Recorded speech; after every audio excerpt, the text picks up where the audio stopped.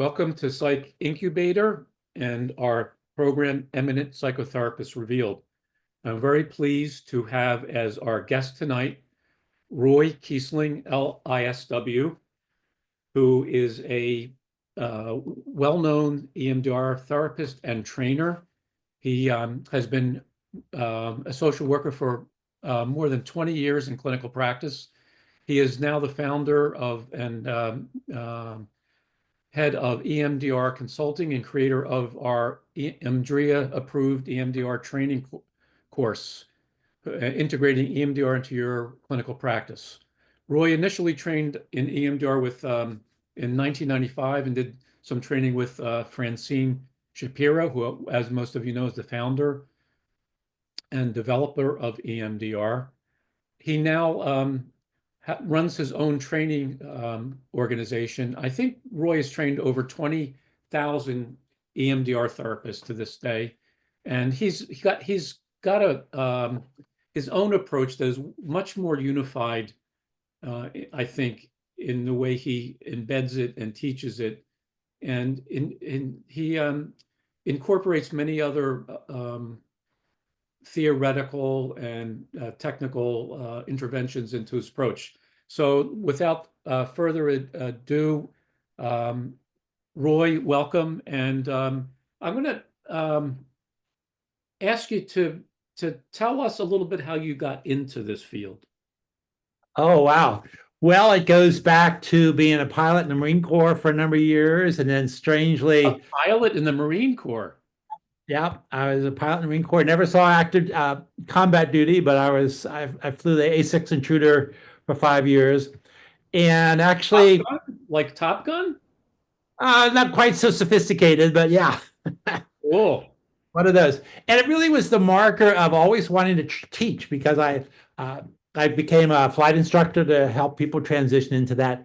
And then the next block of my life was teaching tennis for a bunch of years. 15 years, I was a tennis pro and the boom of the indoor in the tennis industry.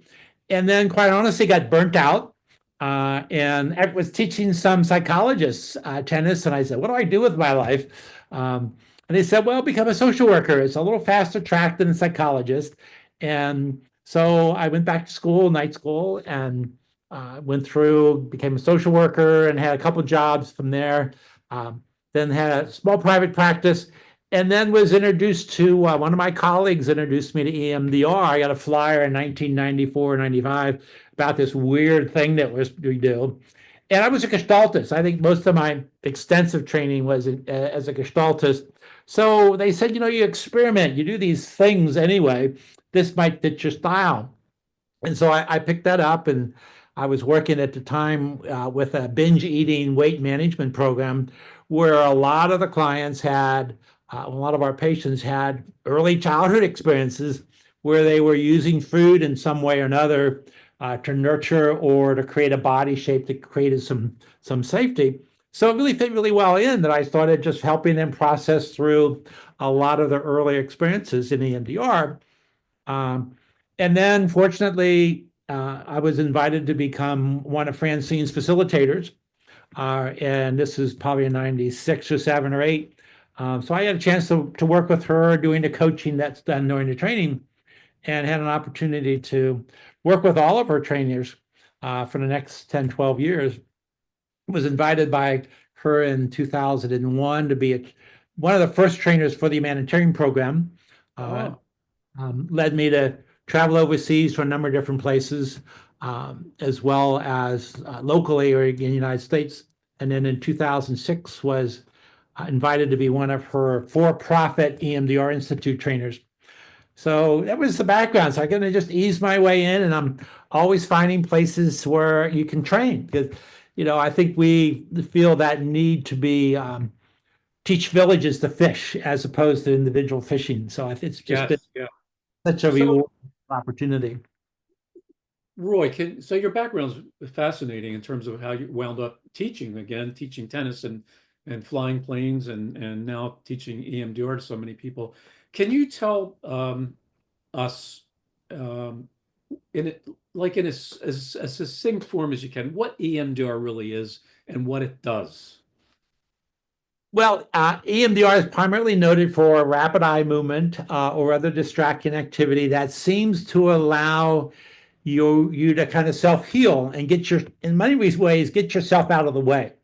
And what we're finding is when you bring up something that's disturbing from the past, if you talk about it or stay too focused on it, your brain actually is not able to process it as well as if you cue it up and then through this distracting activity, free associate in a way that is more of a neurological recalibration than it is a cognitive relearning. Because oftentimes our clients come in and they say, I know this, I know I'm capable, I know I'm lovable, I know I'm competent. But under this other circumstance, I totally feel differently. And I think our model suggests that for some reason, there's been this breakdown in your brain's ability to update. We've talked before we went online about computers and updating your hard drive or your software.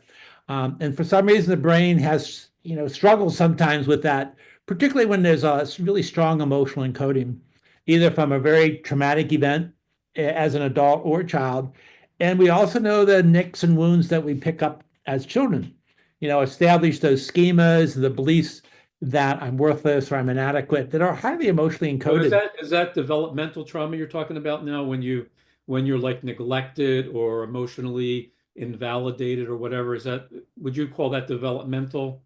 The developmental disruptions, and it doesn't even have to be that overt. It can just be you're not good enough or you don't measure up to your sibling, and suddenly you internalize that. Yeah.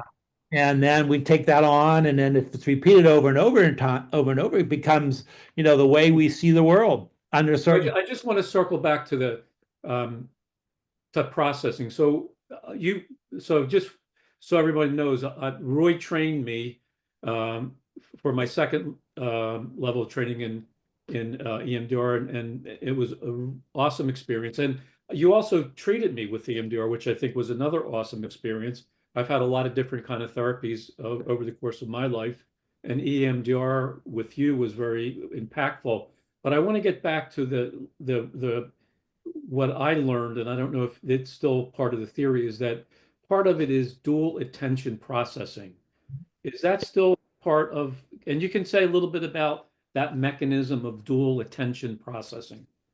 Yeah, I think that initially we thought it was bilateral, and over the time we've realized that it's much more than that because you can do progressive counting, you can do tapping, you can do all sorts of activities that just actually are more of a not only a dual attention but a distracting attention.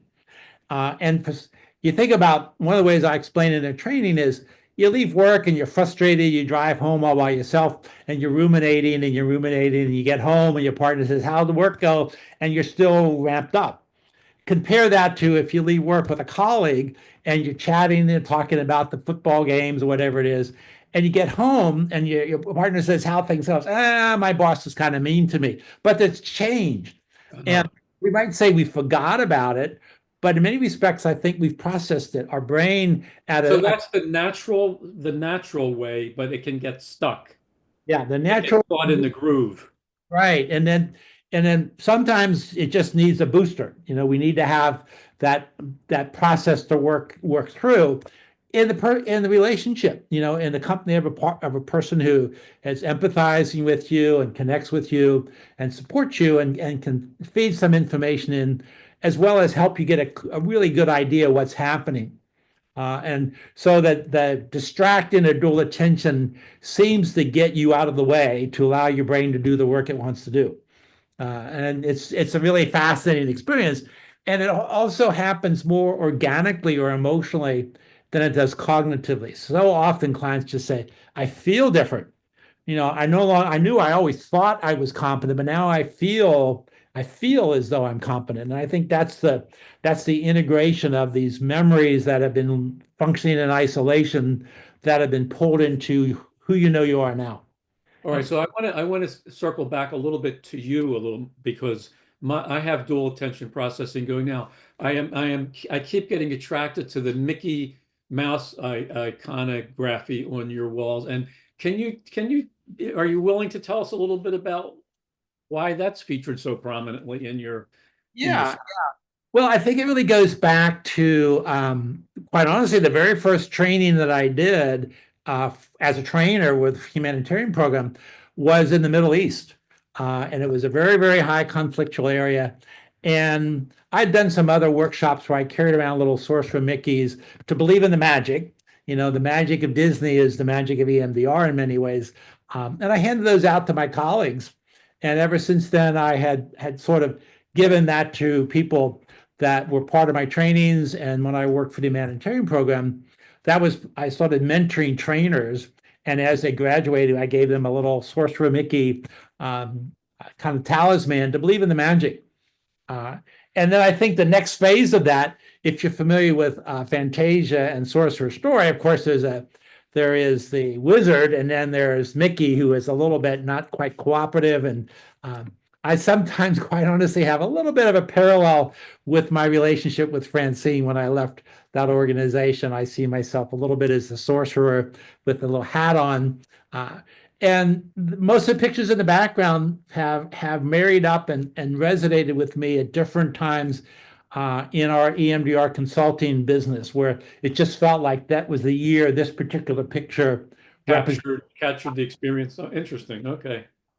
So it's been a great, easy way for my wife and my kids to give me Christmas presents and birthday presents. They'll always ask me which one jumps out. And so I like the ones that are, putting the magic hat on are really kind of significant in regards to what we're doing in EMDR or therapy, and also just the magic of watching how EMDR is so effective in helping people. Yeah. Thank you. So one of the things that I think everyone would be interested in knowing about is, and I think you talked a little bit about it, but getting back to how EMDR evolved over the now what 6 decades? It started in 95, so it's been what? 95, okay. About 30 years now. Okay, so tell us about the evolution. As all therapeutic approaches, they evolve over time as hopefully they're growing and evolving and they're not stagnant systems. Yeah, well, I think when Francine originally put all these pieces together, we were struggling with post-traumatic stress, single incident, adult onset stress for military, for people who have been assaulted as adults. That was her original population, right? She did it on the VA. Yeah, worked with study. And I think that was the original aspect. And the thought being that the eye movements cause some desensitization of a traumatic event. And her original hypothesis was you can pick this event, and through the stimulation, you can desensitize it. And then you install a new thought that I'm competent, I'm capable, knowing when we have these traumatic events, they usually influence our perception of ourselves. I'm powerless, or I'm inadequate, or I'm a failure. And once that's desensitized, her model was, let's put this new thing in. And I think that was the foundation where she started. And it worked really well for single incident events. And then as it became more popular in the therapeutic community, we started going beyond that. We started getting people who had more developmental issues. We talked about developmental traumas. And then it became a little bit more clouded and a little bit foggy about how to really work with that. And so we started to grow beyond just a single event and putting something in after you desensitized it, to considering neural networks. And I looked these things up. As I recall, the whole thought about the neurological aspect of neural networks wasn't even developed until 10 years after Shapiro, or more, like 2000, 2001 or 2, where we realized we have neural networks, and we have negative neural networks, we have adaptive positive neural networks, each of which have emotional encoding with them. And at least from our approach, our task now is to identify these negative events about I'm not good enough, I'm inadequate, and outline a series of events that all resonate with that same thought. And then we also have the adaptive side that knows we're lovable and we have value. And so, the evolution to me is recognizing we have these belief systems or these neural networks. And our goal is not only to activate them, but to link them and then consolidate them into one. So to me, we've moved beyond the desensitization model of just a singular event to really moving neural networks into consolidating them into one. So is that similar to, so it seems there are a lot of similarities to field memory reconsolidation, which a lot of people are talking about. And it actually harkens back to when I was in training with Habib Davanloo, and he wrote his book, Unlocking the Unconscious. I find there are a lot of similarities there in terms of what people like Bruce Eckert are saying, that in order to get the new code in, you have to keep the memory network open sufficiently so that the new encoding can get, like you say, drop in. Is that similar to what you're talking about? Yeah, in fact, I think I've gotten a lot out of understanding Eckert's book, Unlocking the Emotional Brain, because I think they outlined it very well about you've got to bring these experiences up and make them Yes. more experiential, not just cognitive, and you link them and then you have to consolidate them. And I think, as I understood that book, it was more you're erasing a singular memory. And I think what we kind of stress now is you're not necessarily erasing it, but you're consolidating it into one. You're blending these two systems into one. And I think Shapiro had a wonderful phrase that it transcends EMDR, which is the adaptive information processing Yes. system Yeah. is always trying to learn, it's always trying to grow, keeping what's important from experiences and letting go of things that are no longer necessary. So I think Mhm. that's what we're trying to do. So I think I've expanded a little bit from Eckert's memory and look at memory networks, because I think what we realize, and this happens in EMDR, is that Hebb's axiom of neurons that have fired together, wired together. And I think what we want to stress in EMDR is they process together. And this is one of the biggest pushbacks that come from EMDR clinicians and clients who have had bad experiences is that they thought they were working in a singular memory of something, and then it has linkages to things Yeah. that work, Yes. and then Yeah. suddenly they're way overwhelmed. And so it's so important to identify not only the event, but all the emotions that are associated with it. And so we can outline those experiences so we know what's in the system, so that we as a clinician and the client know the potential things that can come up during processing, and manage those if the client is a little bit overwhelmed by them or they're too highly charged. We can manage those. And I think Mhm. that's the second evolution of what we're doing. Shapiro had a one size, one speed fits all. You might remember the power drills and the mixers only had one speed, 30 years ago, and now they're variable speeds. Yeah. And that's so important for the So clinician to manage that, how much yeah. you are opening up. So EMDR has been popularized in the recent years. A lot of EMDR treatments are being, not a lot, but there are EMDR treatments being incorporated into new shows, and you can see them on Netflix and so forth. Um, and so it's become more understood and popularized. But still, a lot of people think that waving your fingers in front of someone's eyes is very weird. I remember back when early in the development of EMDR, one of my friends had some training with Francine, and she was telling me about it, and I thought this is the wackiest thing I've ever heard. And and then I was at a conference in San Francisco, and I knew Francine and I knew of her work, and so we were peers, and I was standing next to her at a lecture, and I was asking her how the EMDR was going. She said, "Yeah, it's really going well. Would you like to get some free training?" I said, "Oh, that'd be lovely." So she sent me an invitation to get trained for free, and I put it in my desk drawer, and it sat there and sat there. And over like about 2 years, patients were coming in and saying, "Dr. Magnavita, do you do EMDR? One of my friends got it and it really helped." I said, "No." I said, "I know someone that does. You want to try it?" So they would go out and try it. Sometimes they would come back and say, "I don't know what it is, but whatever it is, it worked." And so I opened my drawer and my coupon had expired. And oh, so I emailed Francine back, and she sent me another one. I went training, then I got trained with you and so forth. And what's the deal with this? Like, how do you explain this? The Yeah.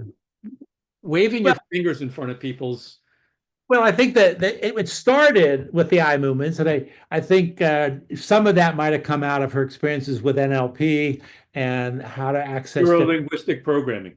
Neurolinguistic programming had some use of eye movements, more in Yeah. the quadrant. Yeah. Uh, but I think we've evolved beyond that. That's just where the dual attention, I think, has taken it beyond just the obvious. Initially, she thought her hypothesis was we're replicating REM sleep, where the Yeah. eyes are going back and forth, which Yeah. is true, but it Yeah. also is very limiting because the stories go that she had somebody who's had a blind client said, I just tapped on him and it worked. And then Yeah. somebody else that we used tones and it worked. And then Ricky Greenwald up in Massachusetts has progressive counting and it worked. Yeah. And I think what we're realizing now is it's the distraction as much as it is anything else. And I like to present it that way because it opens up so many other opportunities, and some of which I've used overseas with in cultures where they do ritual dancing and they do other things, and you make that the catalyst for change, and it somehow again allows your brain to cue something up, and then you get distracted and then you come back and we remind you of it again. So there's this modulation between observing it and then almost forgetting about it or just noticing what's going by and then coming back and observing it a second time. Um, so I think it opens up more of that distraction activity. But I That, also want to ask you a little bit about, so I still do a lot of EMDR. I integrate that within a lot of my treatments when appropriate. And I don't know what your observation is about this, but I don't know if you can see I have a light bar over here, and I have tappers. But what I found is that the rapid eye movements where I move, I always ask, is it okay if I move my chair up close to you and get permission and say, if you feel uncomfortable with anything, let me know. But I suspect that there's something about the physical presence that is different than when I've used a light bar. And I don't know, like just me being, or any therapist being in this, like a very close proximity to someone who's usually in a high level of distress. And that my idea is that it creates a kind of you pull someone into your resonance as well, your own calming, if you're calm, your own calming kind of uh, resonant field. What's your take on that? I absolutely agree. I think when you think about infants and the mirroring neurons that a parent and an infant has, and that unconditional regard and the attunement we have at a nonverbal level, I think is even paramount in EMDR because so much of what's happening, for those who aren't familiar, you bring up an event and then the therapist just says, go with it. And for 10, 15, 30 seconds or so, you're just free associating without a lot of conversation. Doesn't mean we're not communicating. And even to the point where I talk often about Alan Shore's right brain psychotherapy and the fact that when I train, I suggest clinicians, when it's culturally appropriate, if they're using their hand to provide the eye movements, to sit to the left. And the reason for that is, from what I understand neurologically, when we look to our left, we're accessing our right brain. Our right brain takes in more of the holistic aspect of a person than the left brain. The left brain is more logical and That's linear. that's fascinating. Yeah. So you could experiment around next time what to use your left hand and see whether you even heighten your awareness to. Oh, yeah.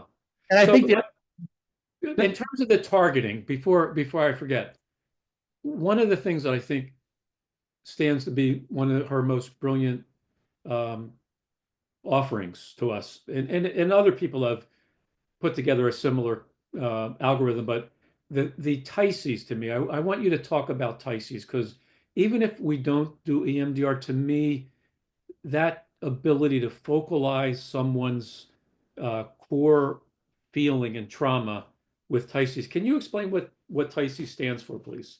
yeah, you think about any event has a number of different components associated with it. Has an image, has a memory, it has an image, but it also has sights, sounds, and touch and smell, and encapsulating a belief eventually. And so the more you activate the entire system holistically, the more thoroughly it's activated, going back to Eckert's memory and bringing that activated. So just identifying that initially is allowing you to get in touch with not only your cognitive sense of it, but really the holistic sense. So can you tell us what TICE stands for? Yeah. So the target incident, let's see, target image, cognition, emotion, sensation. So the target could be, an event you have that you see visually, or it could be a little bit different. I think part of what we've grown to now too is we don't have to have always an image. It might be something that's pre-verbal. It might be a sensation that you can have. So you want to bring as many of the components up as you can to activate that. And this actually is obviously true in the processing. It's as important in your understanding your client's issues. Bring up this problem you have with your boss yelling at you and get in touch with all those components. And then let's make connections to other events that have those same components. So isn't that really unlocking the memory network? I mean, I think the TICES is the key to the unlocking of the memory network because your patients get activated when they're going back to the most disturbing image. They're bringing that up. They're feeling it. So would you agree that that is the unlocking key to Part of the it. network? I would say it unlocks half the lock because the other piece we need to have is equally unlock the positive side. And sometimes, to me, if we think about the EMDR and its evolution, in many respects, I think we're still a little bit backwards. In If what you way? if you think about, if you ask most people in the EMDR community, of these two memories that we're supposed to bring up, the two thoughts we're supposed to have, the negative thought or the positive, which is more important? And I suspect most people would say the negative. If you think about what we're trying to do, though, is we're trying to bring an outdated system to update it. So the more we can outline where we are, where we've been, what we know is to be true in our life, the more smoothly that direction would be. So I think sometimes, and this holds true, I think, is for therapists, we sometimes get fixated on all the negative and we minimize the positive when we actually are looking to blend these two into a positive adaptive system. So we want to activate both of them. And I think this is probably one of the shortcomings of Francine's original model of putting most of the emphasis on the negative. And when we bring up that TICE, so to speak, it's almost all about the negative with just a couple casual questions about the positive. So another evolution is going to be do two TICEs. Not only bring the target up in its negative components, but as you think about that event or the theme, let's bring up all these times when you have had resilience, where you have been this way, and you get these two systems activated, and then it's going to have that natural draw of moving towards an adaptive, healthy perspective. So I think that's equally That's important. okay. So, and you were talking earlier before we started our formal session about flipping the lid. Is that, can you say about that? And is that unlocking the system when we flip the lid therapeutically? So for those who aren't familiar, Flipping Lid came from Dan Siegel, and you could do a YouTube search. And he talks about how the brain is very basically, this is your brain stem and your limbic system. And then if you think about he'll hold his hand up and say, your hand here is your prefrontal cortex in your brain. And this is the part that does all the thinking, it does all the problem solving. And then when it flipped, you're in the raw data, you're in the raw feelings and emotions. That's the most ancient circuits. So I think the value of this is in any type of therapy, we want to make sure you can process the information in some way. So in any form, we want to make sure you're able to stay connected. And so the challenge in EMDR is we can have this very holistic response where not only am I thinking about this traumatic event, but I'm feeling the sensations and I'm reliving the emotions and I'm actually experiencing all of that because every part of the memory is available. So the goal is, as a therapist, I have to create this environment that keeps you calm and safe. And so that allows your prefrontal cortex and hippocampus to be processing information. That's why we talk a lot about Porges's polyvagal theory and the vagus nerve, and we want to keep you in this rest and digest in processing, which is going to mean I like I that. comfortable, I have to feel calm, I have to help you feel calm, so we can work through this process that allows your brain to process the material. Because So once you, that's like the metabolizing of the affect and the recoding of the beliefs. yep, yeah, and the belief, and we haven't talked much about the belief yet, and this is another part of that evolution that we stress. We want to be able to put language to these feelings and emotions, and that is the belief or the schema. And once we have that identified in this present problem, it becomes much easier to trace that back to other times. Tell me another time you felt that. If I may, I'll tell you this really fascinating story that really started me on that track. This goes back into the 1990s when I was working at a community mental health agency. And I had a young woman came in and she said, I had this really strong reaction, a phobia about getting on buses. And it goes back, exactly where it started. I was a child. I was going to school one day on the bus. The bus was on air conditioning. I got sick and I was trapped and I felt humiliated. And back then, Shapiro's original model was with phobias, first, worst, most recent is how you process. So she didn't talk about anything that my client didn't say anything remarkable about her background. So we just said she was a great candidate for just to open the standard EMDR. So we queued up the bus and how it felt this first time when she was a child. And then we started the stimulation. And stimulation kind of creates this free association. And when we stop, we ask this open-ended question, what are you noticing? And for her case, it started to unfold in a chronological order. I'm on the bus, go with that. I'm starting to get sick, go with that. All my colleagues are looking at me and I feel trapped and shameful, go with that. And then what we know often when we start with an event is we have these other things that come out of that. We call those channels of association. So she started down another channel. At the end of a set, I said, what are you noticing now? Said, my parents used to go out a lot. Well, we just follow those and let the brain kind of explore what it needs to be. I did another set. What are you noticing now? I have a baby. I used to have a lot of babysitters. Go with that. What are you noticing now? There was a babysitter I didn't like. Go with that. And then suddenly she said at the next set, she said, I'm having visions of my bedroom. And she very politely stopped me, thanked me for the treatment, and basically left. And what that taught me, and one of the most important evolutions in our model, is we are not processing singular events. We're not processing an event. We're processing a system that's Yeah. defined by, Yes, yeah. I yeah. know what you're talking about. I think I actually teach and think about it as a cluster of grapes.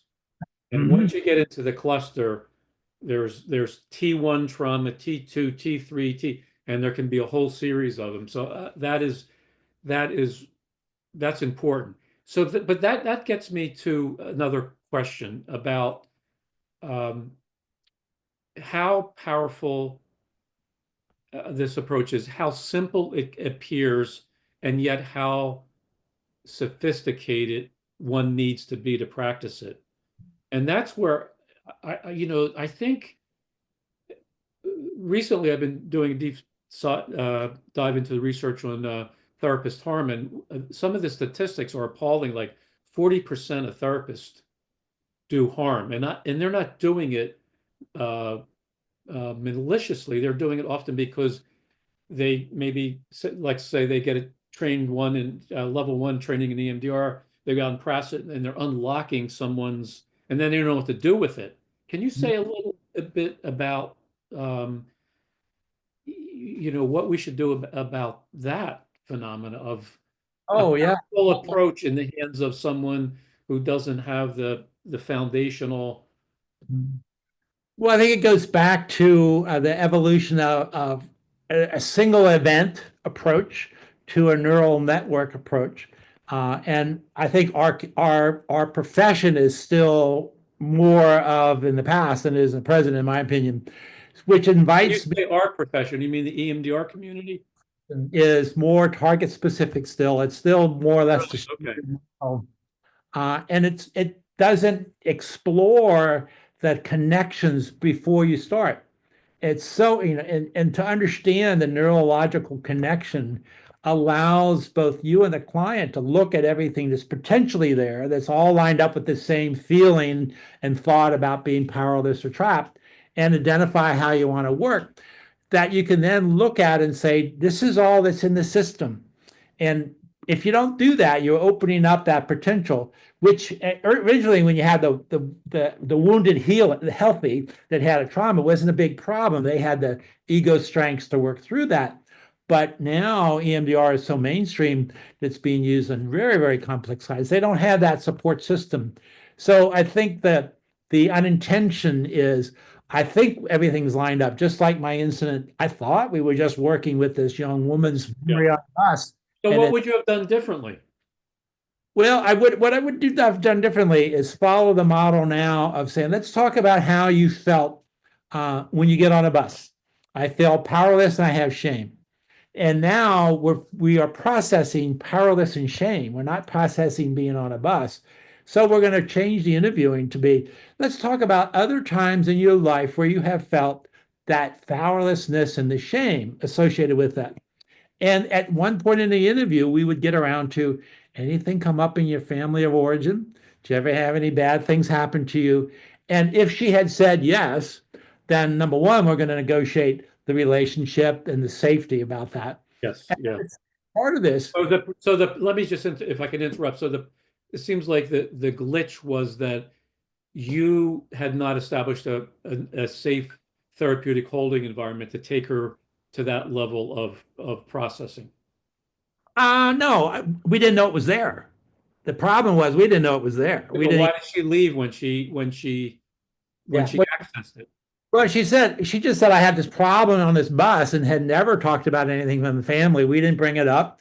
Clients often come in and they don't bring up things they don't think are relevant.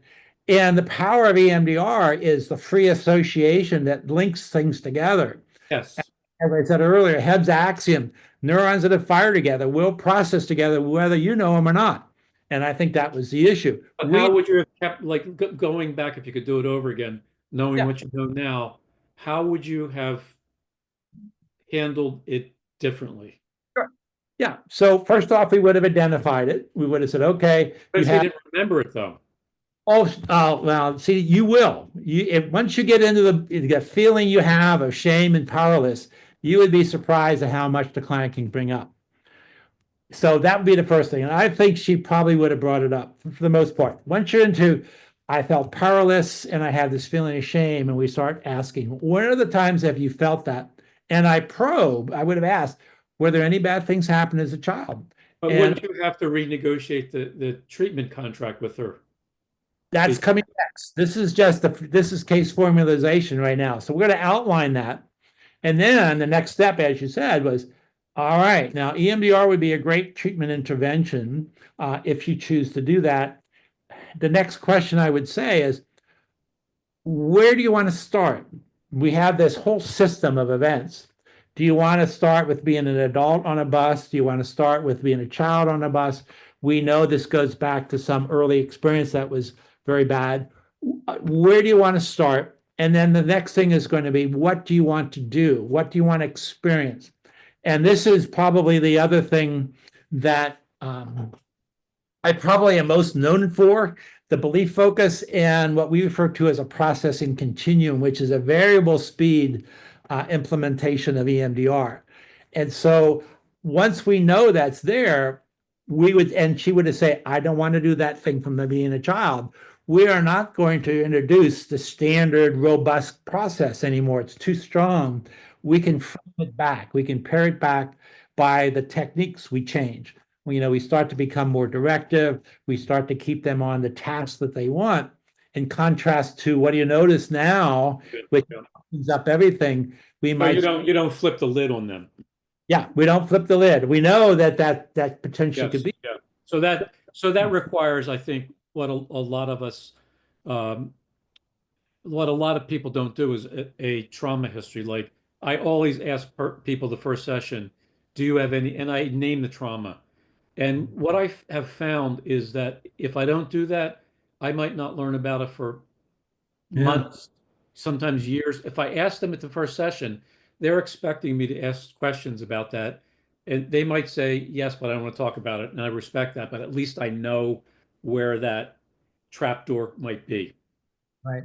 Yeah, and then when we talk about EMDR, now we have to start changing the power tool. We can't use a power drill now. We have a watch. We can't go with a power drill. So this is where we start to be able to change the stimulation, change its direction, so that we control the processing. We can either contain it to a certain arena, or with a very unstable client, we can restrict it to a very, very small piece or even a fragment of a piece uh, to really cut it down.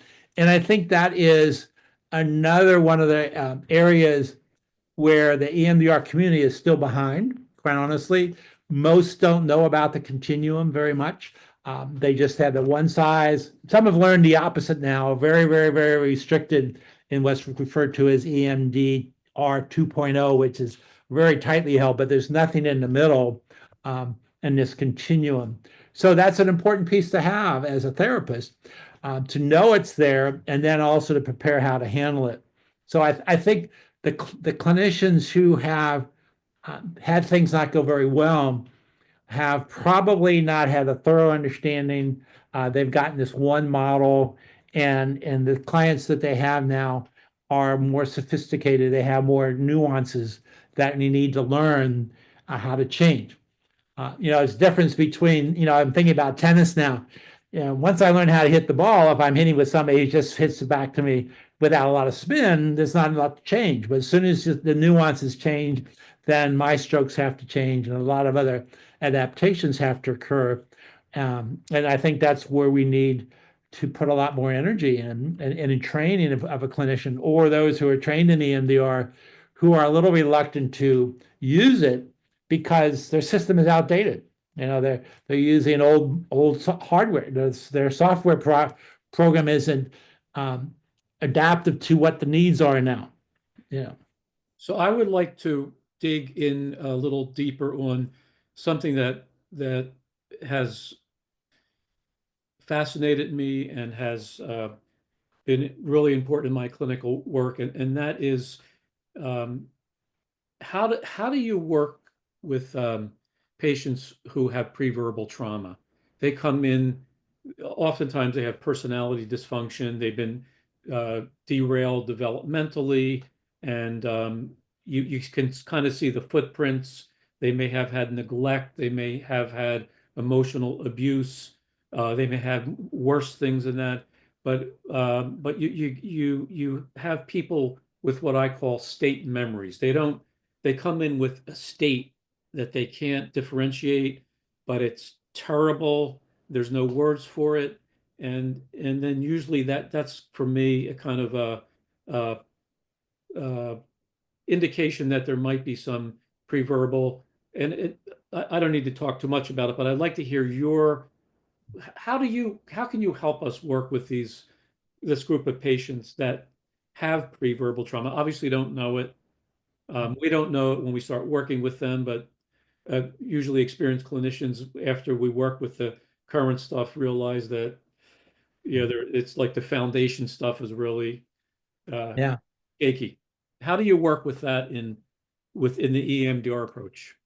Well, I think first off, you think about the memory systems we have. We have implicit and explicit memory. Yes. Yeah. And implicit is the available at birth, if not a little earlier than that. It's encoding information without conscious focus, and it's being reactivated without conscious awareness. And Yes. that's from our life on the rest of our lives. And then our explicit memory is the one that brings up, we can have autobiographical The recall. narratives that we put on it. And then they're parallel. From then on, they're parallel. So And how so, do we work with that implicit memory system when someone has a state memory, but they have no, like, I don't know why I feel so terrible, but I felt like this, I could go back to as long as I can remember. if we're able to create the tices, which is, can you tell me a time now, and probably starting now, tell me when you have felt that sinkiness in your stomach. Yeah. Tell me a time Or you've had that empty feeling. empty feeling. Tell me a now time that you have felt that. Uh-huh. And under that circumstance, what was triggered by that? What did you have, self-talk? I felt abandoned. I felt alone because my partner walked away from me. We have just marked the system. Okay. Now you can start saying, tell me other times you've been alone. And let's say they go back to, oh, I can only remember till I was 4, but it felt like I've always had it there. So now we can speculate and inform the client. It seems to me that this is a very predominant thing that might even go earlier than what we've talked about. That wouldn't surprise me if there were some preverbal birthing traumas or whatever it happens to be. And so we are going to work with the entire system with any target we pick. And I think the other part for those who aren't totally familiar with EMDR, there's different layers of processing. The primary one is what Shapiro called the desensitization, which is the bulk of getting that negative things out and solidifying those with a positive system and strengthening that. But the last step of the procedures are somatic, which is the body scan. Think about an event and notice where you feel in your body and then do a set. And often that's the phase that pulls up preverbal experiences. And when I train, I have a wonderful example that I share with people. I had a woman who had done EMDR and before had been in an elevator incident where she felt trapped and helpless. And we processed it very quickly, adult onset, no identifiable earlier events. So it was a very clean experience. And so the level of disturbance went down very rapidly. Her positive was something to the effect of, I can control what I can, even when I was powerless. And that really solidified very quickly as well. And then the last step that we utilized was think about the event, close your eyes, scan your body, and tell me some physical sensations you're having. And initially said, I have a headache. And it could have been because we were using eye movements. It could have been for whatever reason. So we switched to rapid tapping and just in case. And as she started going through that, she had another memory that came up. We call a feeder memory. It fed into this elevator. And she said, oh, I just remembered when I was a child growing up, 6, 7, or 8, or 9, when I misbehaved, my mother would punish me by putting me in our coal bin, our COL bin, which people up in the Northeast know. Those are the old houses in the 20s that were heated by coal. And then it got dark, dingy places when we went to gas and electricity. So the process is keep going with that. So we continued to process that. And her brain kind of unfolded a narrative about how scared she was, how dark it was. And at one point, though, she started laughing in the middle of processing. And when I asked her what's going on, she said, I figured out that's how my mother was going to punish me. I had some toys in there and I just played with my toys. So that was adaptive to her positive thought. I can control what I can, even when powerless. So that was part of a body scan. Okay, so we went back and did it again. And I said, scan your body now, thinking about the elevator. And said, oh, my shoulders feel really scrunched up. My ears are burning. And I said, go with that. And within a few moments, she recalled what she had been told, which was about her birth, which was that as her mother went into labor, she had crowned in the birth canal. They had lived in a very rural area where the doctor had to be there to deliver. The midwives held her mother's legs together for a couple minutes until the doctor could get in to deliver her. So that's the preverbal experience. Now, in that case, she remembered it because she'd been told. Had she not been told, 90% of the time it would have cleared out because the brain knew it was there. So I think it's a really wonderful way to look at a neural network processing experience will address the preverbal memory because it's part of the network. So this is very helpful. So let me just recapitulate. So you're saying that when people come in with these state memories, these emptiness or this a lot of people with chronic fatigue syndrome and so forth have these state memories, you ask them to do a body scan and focus on where they have the most sensation and just do the processing with that. Well, there's a couple of different ways. If you can identify the present time they've had it, okay, and put language to what it means that it happened now, it allows you to trace it back. If you can get a language to it, it allows you to trace it back. Yeah. If you are very experienced, you could say, let's just dive into this and go blind and see what happens. You could start with a sensation and let it unfold as long as you knew the client had the ego strength to manage that process and you could kind of help them out. So you could get into the processing network with even just a sensation without language. You could get into the system with just the words. I've always felt powerless. You could go into the whole belief system and then open it up and allow whatever happens happen with it. Uh, that obviously has a lot of nuances and a lot of subtleties that a very experienced clinician can manage. The newly trained clinician, that's diving off the That's a deep, deep dive. Yeah. Yeah. just learning how to swim kind of thing. Yeah. Yeah. It does open up because we are processing both neural networks, not only explicit but implicit, That's and so important. Yeah. really have that. This is very helpful supervision, Roy. Just like you did with me years ago, you supervised me after my second level of training before I got certified. I would, I think people would love to know who are going to watch our time with you, um, how they seek out EMDR training. Like tell us about what Yeah. what people who are interested in getting trained in EMDR need to know. Yeah, well, that's a great question and really important. First off, we have a professional association, EMDRIA, we refer to as EMDRIA, that sets basic standards, and so you know that there's some consistency.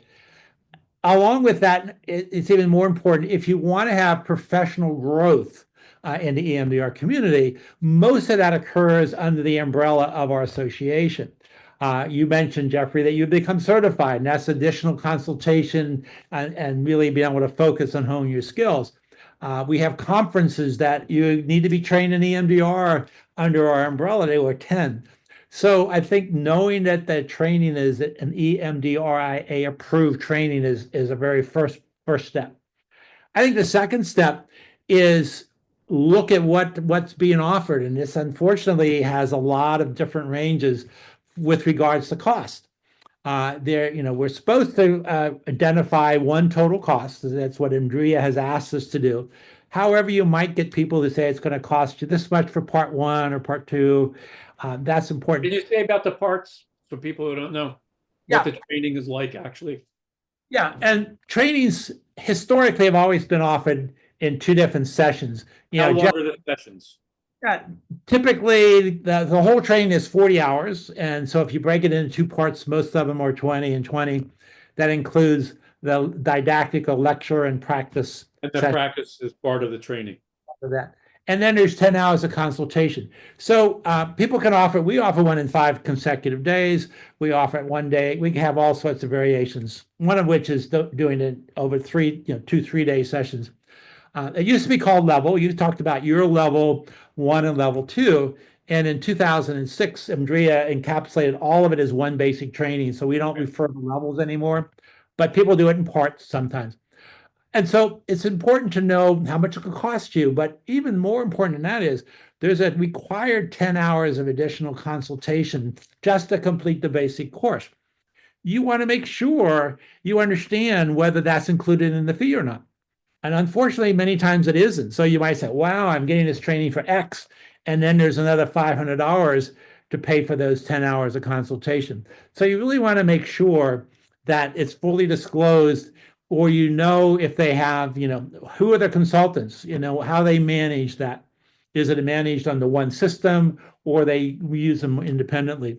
And then I think the other thing is understand your style. If you're one of those that likes to follow structure and like all of that, then there are a lot of trainings are very structured. Francine's was very structured at the beginning. Many trainings still follow that. And then there are others, and like ours, honestly, that integrates this into your practice, which is a much more acceptable kind of procedure process, a process, not a protocol, and how to integrate it into your style. So I think that's another part that you can talk to these training providers. How do you philosophically look at EMDR? And a lot of people in the EMDR community say everything I do is EMDR, and everything I do fits into this box, so to speak. But you might have clients who need round pegs, and so you might have to look for those trainings that are more adaptable, more acceptable to integrate EMDR into your practice as opposed to you integrating into EMDR. Because I think you're a great proponent and have been for years about this unified mix and match. And many times, I'll say what we're doing in EMDR is very much like the psychiatrist and their medication cocktail. Each client needs a different mix, and that holds true in any form of treatment, including EMDR. How much does EMDR help? Sometimes it's a very small little surgical piece that opens the gate for all the other skills we have and they need. And other times it's pretty much that's all they need. So I think it's important for clinicians to interview and read the material, understand their approach, and see what fits for you. Also, what fits your client base. I mean, if you have a high functioning private clients, you may not need all those nuances and the sophistication. But if you're on the other end, you might need a lot. And I think that's, to me, that processing continuum is so important. Is about 75% of the people we train are in community mental health, and they have the most complicated client. They're going to need down. We talk about that a lot in our eminent psychotherapist sessions because it seems like the most complicated patients get treated by the least experienced people. So in the time we have left, you're obviously passionate about your work, and I know you for a long time you've been passionate. You've been an amazing trainer and supervisor and therapist. For the people who are just getting into this field, and for the mid-level career people who may be feeling demoralized, what is it about this field that, like, you came to this later in life, and what is it about this that kind of gets you like fired up about doing this work? Well, It's I think hard work. I think we all want to contribute. We all want to make the world better if you want to be on the most global aspect. And we all have our skill sets too. And I think it's putting those skill sets together in the right domain and the aspect. So you do find your passion. And I think probably in the therapeutic environment, what has allowed so many people to maintain that passion, quite honestly, is seeing that we're helping clients. I agree with you 100%. I think that is the antidote, and that's what inoculates people from burnout. Absolutely. And I think EMDR has probably extended a lot of clinicians' careers because that we see things getting better. And the other thing about EMDR is we haven't talked about yet is you don't have to tell me all the details. I don't have Right. Yes. all the bad things that happen to you to help you get better. Your brain is going to do Yes. that. And that's really wonderful for some people. Yeah. Although I often find that even the people that don't want to talk, and when you tell them that, they still want to tell you because they want to be heard and understood. And Right. And I think that's the difference. We want to be there for you to bear witness. We want to hear the story that you want to tell us, but we don't have to pull it yes, out. yes, So exactly. that closes it. It's such a wonderful approach in that way. It just it frees people up in a way that many other therapeutic approaches don't do. Yeah, well, and very quickly, I mentioned before, this is a very elegant interpersonal dance that's mostly right brain to right. Yes. So You're I'm not, not a technician. You're yeah, not just following a protocol and waving your fingers. and I'm not in my left brain thinking about how to be brilliant and give you new insights. I'm just there to support you. I know. Yeah. And you, as a client, have that same opportunity. We give you unconditional regard. Whatever comes up is what we want to do. So we're modeling those attunement and the attachment Yes. Yeah. and mental exceptions that are so important, particularly for our really challenged developmental clients who were abandoned, abused, neglected, criticized. They couldn't be authentic. So I think this is a really elegant, authentic dance that we have where we can just be there and not be in our Great. left. Roy, thank you so much for your time, sharing your expertise, your passion. Thank you for supervising me and teaching me and bringing this to the world. You're a real gift to everybody. Thank you. Great, thank you.